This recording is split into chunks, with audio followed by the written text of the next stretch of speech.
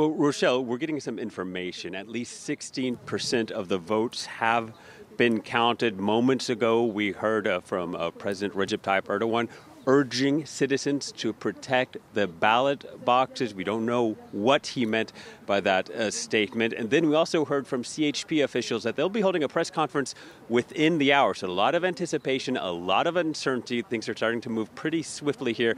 And as you say, I'm in Taksim Square. Behind me, Taksim Mosque, which Erdogan inaugurated in 2021.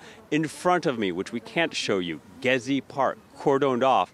Several dozen police officers are there armed. They have armed security vehicles as well. So there's some expectations that people will be coming down here. Not necessarily that it'll be tense, but it is a tense election. And as you say, it's a historic first ever presidential runoff.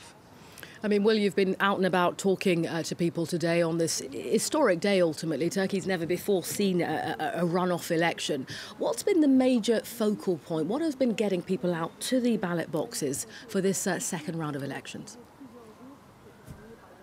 Yeah, well, after that first round, we saw things ratchet up a notch with both Erdogan and Kilicdaroglu giving speeches that people accuse them of being xenophobic. We heard anti-migrant rhetoric as both sides tried to woo the nationalists. And they did successfully, each receiving an endorsement. So it remains to be seen how that vote will be split and if the far-right supporters will heed those endorsements. The other subject, the one we heard all throughout the campaign, was the economy, the cost of living crisis. Officially, it's 43%, the inflation.